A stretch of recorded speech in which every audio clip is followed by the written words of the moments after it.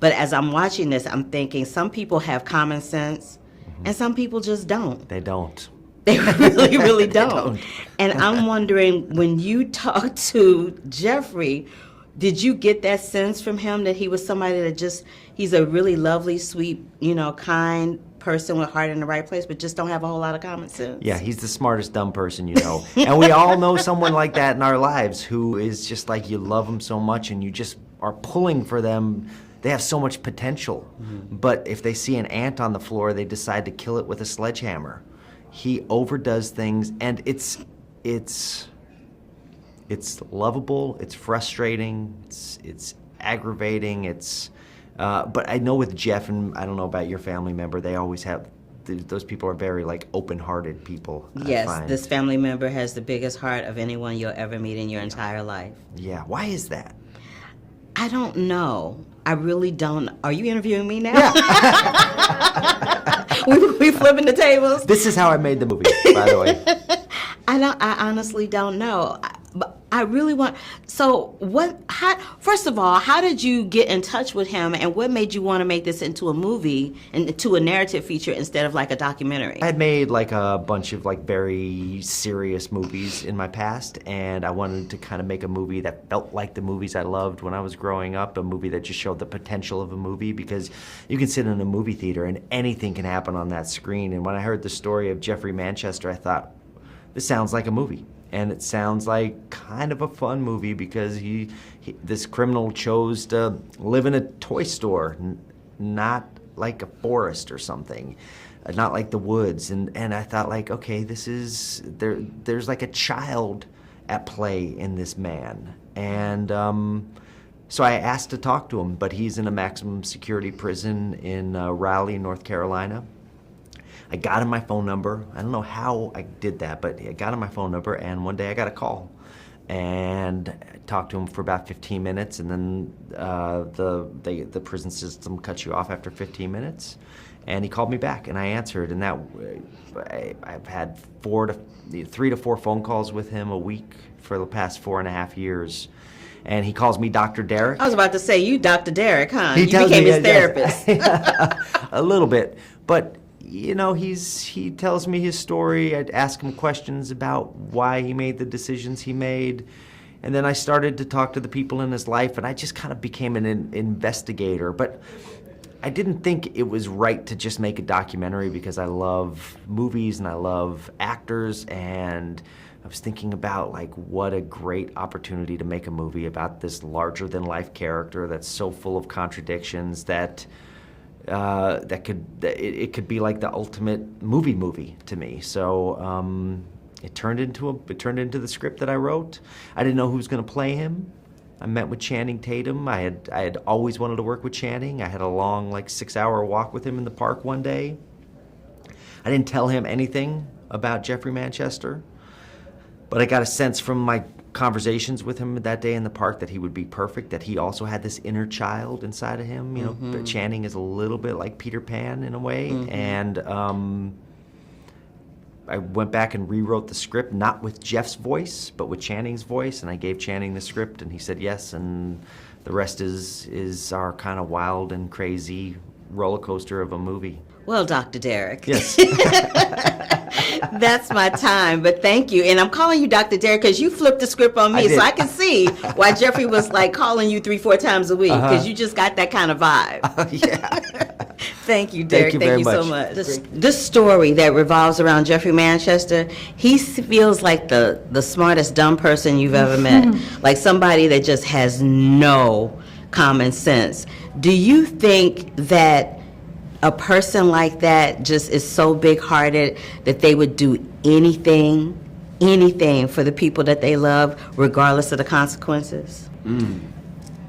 It depends, because I feel like there are various gradients of, you could say educated fools. That's a great way to say it. Yeah, or a foolish genius. Yeah. Somebody because the mind it works in so many different ways that you can apply yourself, and maybe you're data driven, so you can retain a lot of information, so you're apparently intelligent. You might even say you have a high IQ, so you can see beyond the veil of what's readily apparent. That doesn't necessarily mean that you're able to navigate heart. Yeah, connect it with your heart, exactly, and be able to play that out in real life scenario. Or you could be super educated, but then you're dropped in the middle of a place where education doesn't matter, Yeah. but you still have to be able to survive. And who's to say that a chimpanzee isn't more intelligent than a human in the jungle, and in the way that they know how to navigate the branches with their own hands? You know, it's different. Open a coconut or a crack, Yeah. the things that we see animals do that we're like, we need tools. Or have you ever seen a thing where the chimps like match the patterns way quicker than a human could ever do? So it's like maybe they're more intelligent than that. So intelligence basically runs the gamut.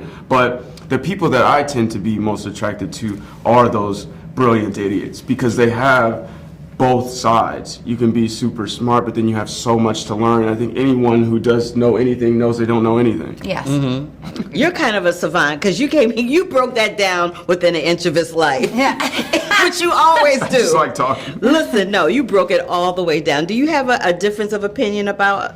I mean, I think the heart and love will make people do crazy things. I think that's the beauty of it. It's a blessing and a curse, falling in love and wanting to be loved by the people that you love. And I think I'm not a parent, but I have lots of friends that are parents, and when you bring a child and the love of a child and your love for your child into the equation, I think there's not much that people wouldn't do. And maybe not everyone, yes. I think the educated fools would probably go as far as they need to make sure that their child is also able to love and able to live a life that they're present in, you know?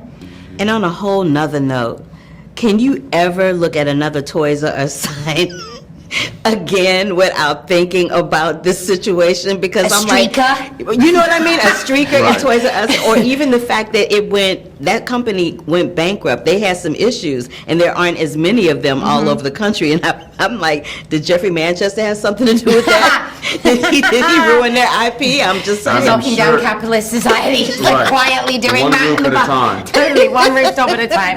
Yeah, I'm sure that the press that this real life event got wasn't really positive, but at the end of the day, that happening to them helped capture somebody that was doing, like, the fact that he burnt up the dentist was kind of crazy. I was like, you couldn't just take the file? you can just take your individual file, like everybody else. Then the reaction of the unexpected, oh, I didn't mean to blow it up. Whoa, I didn't think that was going to happen. Like, he didn't, Yeah. he didn't set out That's to true. start a, like, giant fireball. That's very true. He did it, and then it's like, oh.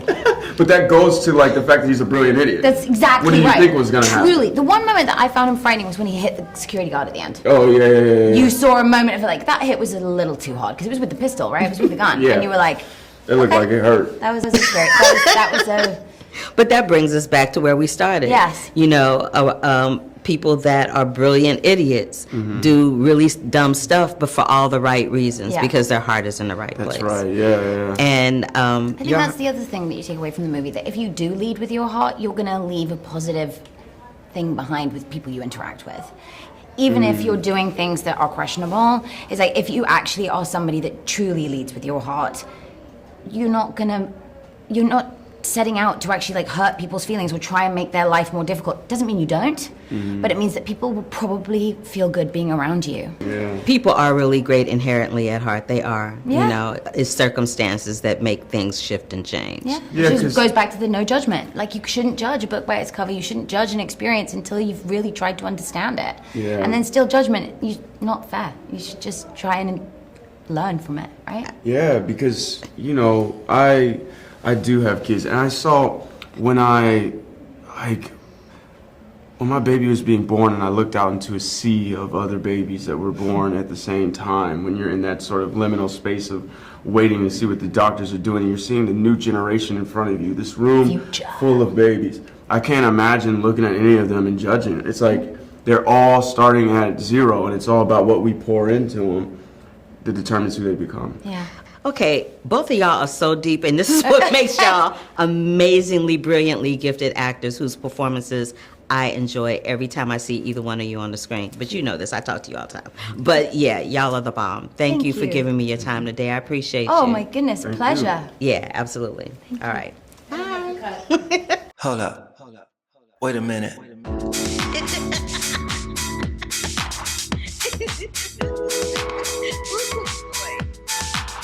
I wish you love, peace, and hair grease. Love, peace, and hair grease, y'all.